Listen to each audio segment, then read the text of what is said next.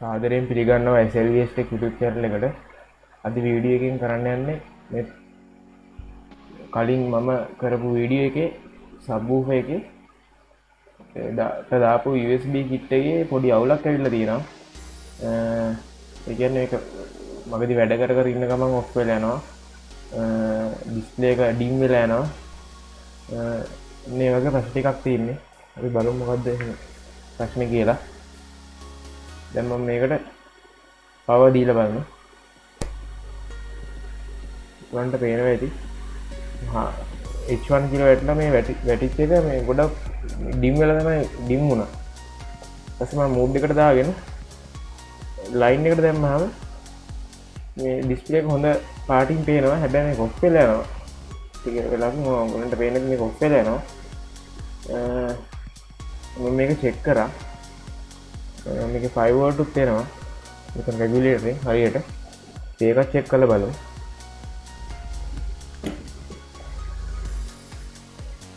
දැන් මගේ මල්ටිමීටරේ තියෙන.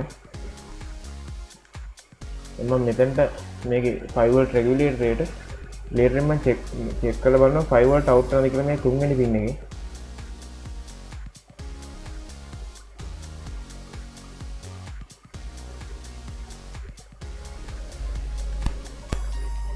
වන්ට පේනවා එකෙන් අවුට් වෙන්නේ 3.31.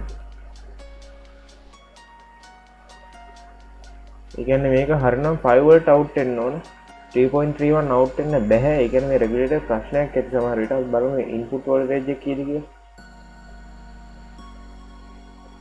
ඒක 8 එනවා. ඒක හරියි. මොකද මේකේ බෝඩ් එකේ ඉඳලා එන්නේ 8 එන්නේ. 8 තමයි එන්නේ මේ පිටිපස්සේ මේ මේන් බෝඩ් එකේ ඉඳලා. හිතන්නේ මේ රෙගුලේටර් IC එකේ අවුලක් ඇති.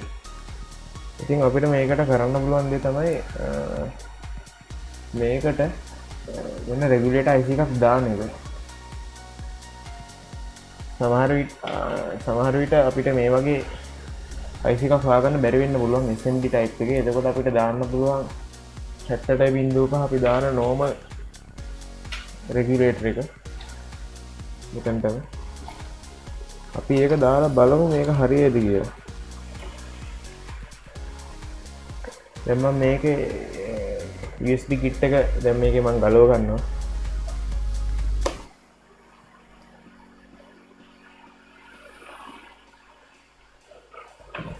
හරි. දැන් මම මේකේ මෙන්න මේ රෙගුලේටර් IC එක රිමූව් කර ගන්නවා බවුට් එක පාවිච්චි කරලා. මේක ගලවද්දී මේ පාර්ට්ස් එහෙම ගැලවෙන්නේ නැති වෙන්න පරිස්සමට මේක ගලව ගන්න ඕන.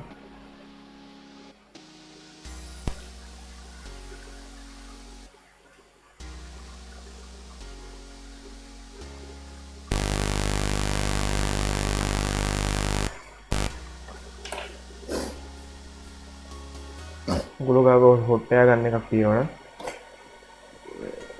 මේක ලේසියෙන්ම ගලව ගන්න පුළුවන්. මම ගා හොට් එක ගන්න එකක් නෙවෙලා වෙන්නේ. ඒක නිසා මම මේක සෝල්ඩරින් අයන් එකම ගලව ගන්නවා. හරි. දැන් මම IC එක මේක රෙගුලේටර් IC එක ගලව ගත්තා.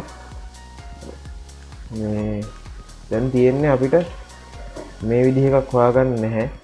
මං ගාවත් රේනුවට දාන්න පුළුවන් මෙන්න මේ විදිහ රෙගුලේටර් IC එකක් 78.5.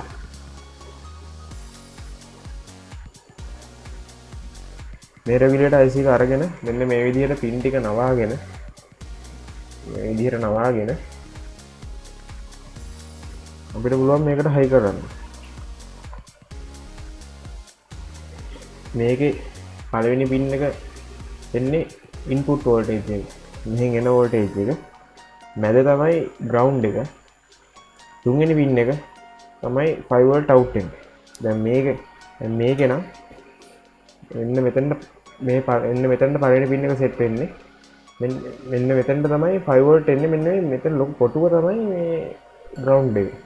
අපි ඒකට ග්‍රවුන්ඩ් එක පාස් කරන්න ඕනේ මේ ලොකු කොටුවට. මේකේ මැද පින් එක පාස් කරන්න මේ කොටුවට. එතකොට මේ විදිහට මේක හදාගත්තාම මේකට පාස්ස ගන්න තමයි තියෙන්නේ.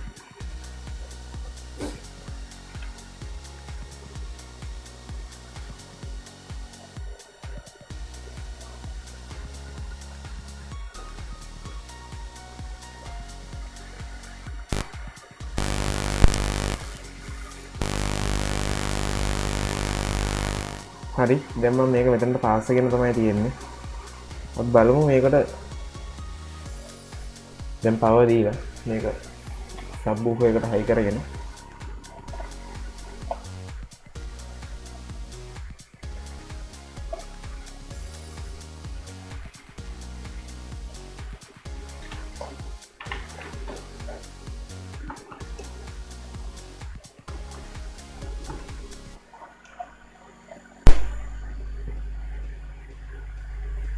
දැන් ඔයගලන්ට පේනවා ඇති මේ ප්‍රශ්නේ විසඳිලා තියෙනවා. කලින් බ්ලින්ක් වෙලා ආවා. කලින් බ්ලින්ක් වෙලා තමයි ආවේ. ඔෆුත් තුනට ටිකක් වෙලා තිබිලා. දැන් ඩිස්ප්ලේ එක බ්ලින්ක් වෙන්නේ නැහැ. ඒ කියන්නේ අපේ ප්‍රශ්නේ තිබිලා තියෙන්නේ මෙන්න මේ රෙගියුලේටර් IC එකේ. ඔයගලන්ට පුළුවන් කැමති නම් මෙන්න මේ IC එක මෙතනට පාස් කරගත්තා පස්සේ ගම් දාලා අලවන්න. බ්ලූ ගන් එකෙන් අලවන්න. එතකොට අස වයිබ්‍රේට් එකක් එහෙම આવොත් මේ පාත් වලින් එහෙම IC එක ගැලවිලා යන එක නතර වෙනවා. එහෙනම් අද වීඩියෝ එක මම මෙතනින් ඉවර කරනවා. අපි තවත් වීඩියෝ එකකින් හම්බෙමු.